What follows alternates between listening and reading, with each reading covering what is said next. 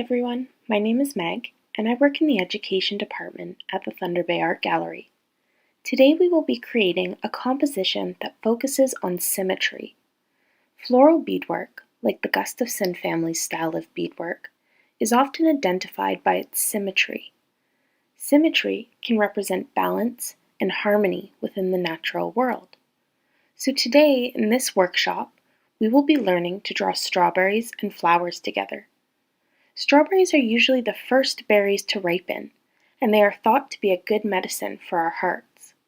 We are also going to learn how to create natural paints using actual mashed berries as our medium. I'll show you my example here, and you can see the beautiful natural colors that I've created. If materials are not available for you to create natural paints in your classroom, do not worry, this workshop can still be completed. You can just pause the video and use crayons or pencil crayons to add color to your drawing instead.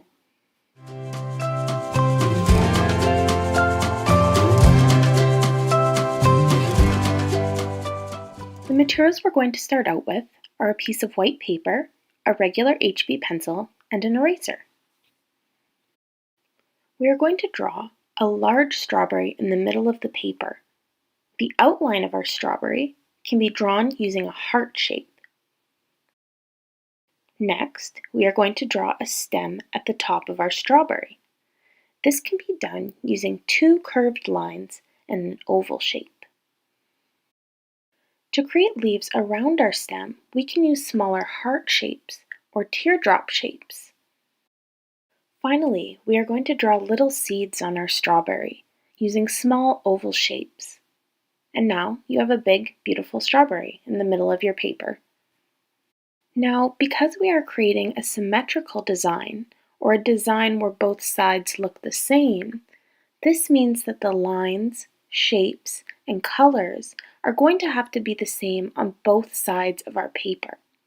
So we are going to complete the process over again as we draw two smaller strawberries on both sides of our paper, just like I'm doing here.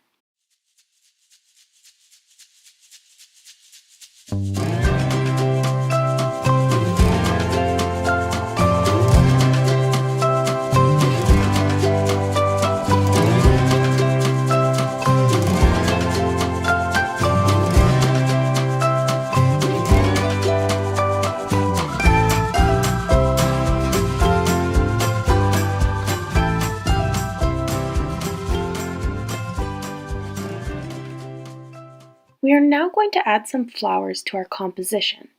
Just remember, we want to keep our composition symmetrical.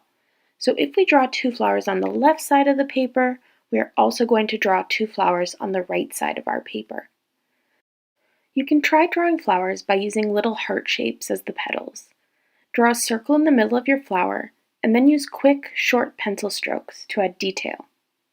Don't worry about making things perfect. We are all learning, and drawing takes practice. And remember, everyone has their own unique style, so your drawing might look a little different than mine or your friends, and that's okay.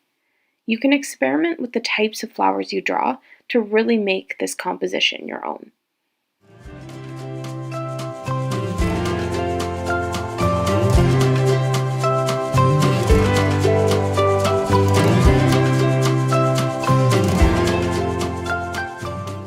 For our second step, we are going to take out our crayons or pencil crayons and begin coloring what we have drawn. And we are going to try to choose colors that mimic the look of strawberries, greenery, and flowers in nature. So a red or a pink for our strawberries would look very nice, and different colors of green for our leaves.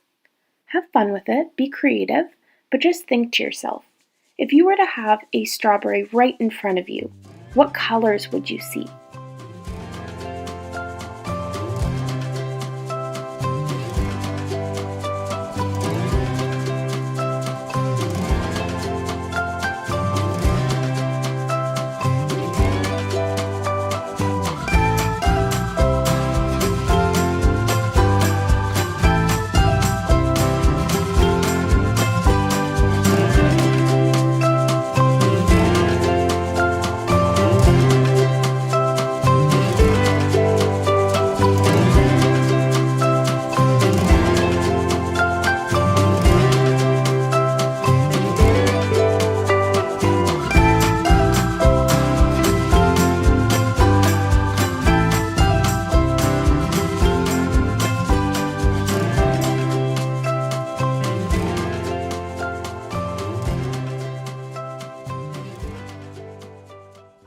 Using a black crayon or pencil crayon, begin adding soft spiraling lines to your composition. This will create movement and mimic the look of strawberry vines. Thick and thin lines can work together to create visual interest. Again, using your black crayon or pencil crayon, thicken the outlines of certain shapes and objects that you would like to stand out. If you'll not be making the natural paints with us today, then you can feel free to pause the video and continue to color your composition.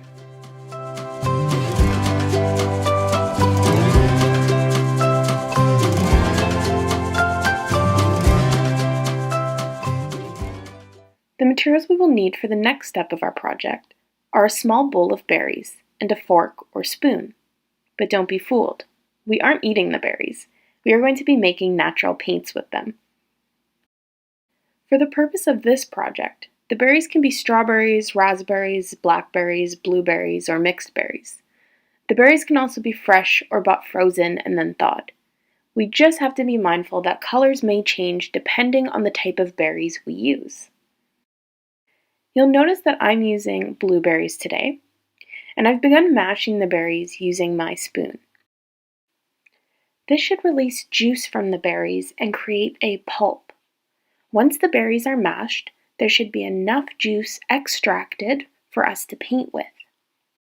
You'll notice that this can quickly become very messy, so it's always a good idea to have some paper towel ready for you to use, and to have something laid down to cover whatever surface you're working on. You'll also see when I move the berries here that we have some lovely juice that has been released or extracted from the berries. So this is what we're going to be using to paint with.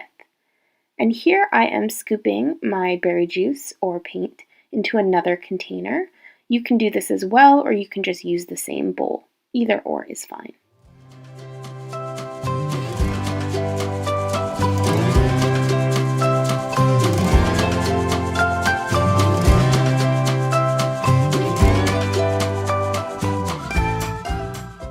You can now dip your paintbrush into your mashed berries and begin using the juice to add color to the background of your composition.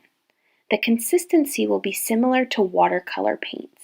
And as you can see here, I am just doing a light wash of the whole background of my painting. It is really up to you to be as creative as you want with how you want to paint your composition. So you can experiment using different techniques like dripping the paint, splattering the paint, or creating a design of your choice. Once you are done painting, let your composition dry, and you now have a beautiful mixed media art piece.